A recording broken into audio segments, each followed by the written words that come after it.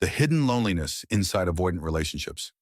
In every relationship that involves an avoidant partner, there's a silent struggle that's rarely spoken about, a kind of loneliness that lives right beneath the surface.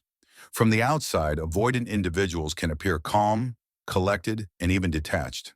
They seem like the ones in control, independent, emotionally self-sufficient, maybe even mysterious. But behind that carefully built wall of distance, something deeply human is happening. A quiet ache, a loneliness so well hidden that even they might not realize how much it hurts. This loneliness doesn't come from being single or alone. It comes from being emotionally unreachable, even while lying beside someone who's trying to love them. And that's the tragedy of avoidant relationships. They crave closeness, yet fear the very thing they crave most. You see, most avoidants learned early on that connection is unsafe. Maybe when they reached out as children, nobody was there. Maybe their emotions were ignored, dismissed, or even punished. So they learned to cope by turning inward, by saying, "I don't need anyone." This survival strategy became their identity. Fast forward to adulthood, and now they're in relationships where their partner wants to connect deeply. But each attempt at closeness feels like pressure. Each emotional conversation feels like a trap. So they pull away, not because they don't care, but because love itself activates the very wound they've spent their entire lives protecting. And when they retreat, their partners often feel rejected, unloved, or invisible, creating a cycle of chasing and withdrawing that leaves both people profoundly lonely. In avoidant relationships, loneliness doesn't always look like sadness. Sometimes it shows up as silence, long pauses during dinner, short replies through text, or that blank stare when you try to talk about feelings. It's in the way one partner sleeps turned away, pretending to be asleep to avoid another conversation. It's in the way affection is rationed, a hug that feels rehearsed, a kiss that never lingers. This is the emotional drought that defines avoidant love. The partner feels starved for intimacy, while the avoidant feels suffocated by its demand. And what's heartbreaking is that both are lonely, one because they can't reach the other, and the other because they can't allow themselves to be reached. Avoidant individuals often convince themselves that they're happier alone. They'll say things like, "I just need space," or "I'm not good at emotional stuff." But deep down, there's a part of them that longs to be understood, a part that wishes someone could break through the wall and see the scared, tender person underneath. That's the inner conflict that keeps them restless. They want connection, but they don't trust it. They desire closeness, but they've confused vulnerability with danger. And so, they find safety in distance, but it's a safety that feels empty. Nights become quiet, conversations stay shallow, and intimacy starts to feel like a distant dream. It's a slow emotional starvation, not from lack of love, but from fear of it. For the partner of an avoidant, the loneliness can feel unbearable. They keep trying, being patient, loving, understanding, but nothing seems to reach the avoidant's heart. They feel like they're pouring warmth into a void. At first, they believe it's just about giving time, but over months or years, that time turns into self-doubt. They start questioning themselves. Am I too needy? Am I asking for too much? But the truth is, they're not asking for too much. They're asking the wrong person, someone who doesn't yet know how to stay present in emotional closeness. The result is an invisible heartbreak, a kind of loneliness that's not from lack of company, but from being unseen in the company of someone you love. And yet, even the avoidant isn't free from that pain. After pushing their partner away, they often feel a wave of guilt. They miss the person they distanced themselves from, but can't admit it.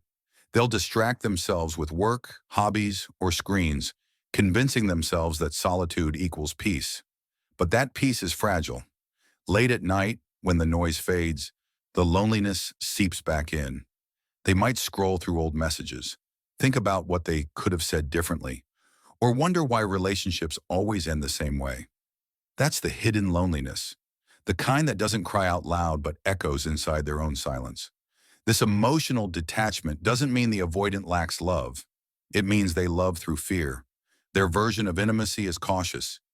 They'll give you pieces of themselves, but never the whole. It's a protection mechanism born from a time when dependence meant danger. Ironically, this emotional distance often draws empathetic partners, people who sense the avoidance wounds and want to heal them. But the avoidance walls are high, and their coping style is to retreat just when things start to get real.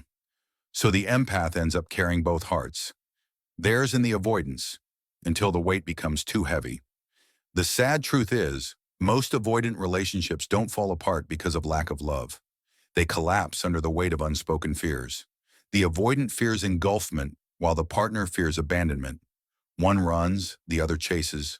One needs space, the other needs reassurance. And in that emotional tug of war, intimacy dies quietly. The avoidant tells themselves they just need to be alone to find peace. But peace never truly comes because what they're running from is not the relationship. It's the feeling of being emotionally exposed. Their real battle isn't with love, it's with their own vulnerability. So how can this hidden loneliness ever heal?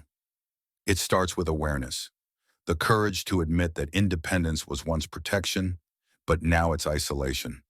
For an avoidant, healing means learning that closeness doesn't have to equal danger. It means understanding that being emotionally seen doesn't make you weak. It makes you human. This is where self-reflection becomes crucial. The avoidant must ask, am I protecting myself or punishing myself? Because every time they withdraw from love, they also withdraw from life, from the moments that could have been filled with warmth, laughter, and connection. For the partner, healing means realizing you can't love someone enough to make them feel safe. That's a journey they must take on their own. Your job isn't to fix them. It's to stay grounded in your own worth. You can offer compassion without sacrificing your emotional needs. You can love without losing yourself. Sometimes the most powerful thing you can do in an avoidant relationship is to stop chasing and start observing. Because when you stop filling the silence for them, they might finally begin to hear their own. And that silence, uncomfortable as it is where true self-awareness begins. In the end, the hidden loneliness inside avoidant relationships is a shared wound. One person hides from love, the other hides from rejection. Both are trying to protect their hearts. But real healing happens when both recognize that avoidance is not safety. It's separation from life itself. Love requires risk. Vulnerability requires courage. And connection requires being seen, flaws, fears, and all. The avoidance path to peace isn't in isolation. It's in learning that emotional intimacy isn't a trap. It's the bridge to the very fulfillment they've been missing all along. Because underneath the avoidance calm surface, beneath the independence and composure, is a simple truth. They're lonely too. And maybe, just maybe, the first step toward healing is admitting that loneliness is not a weakness.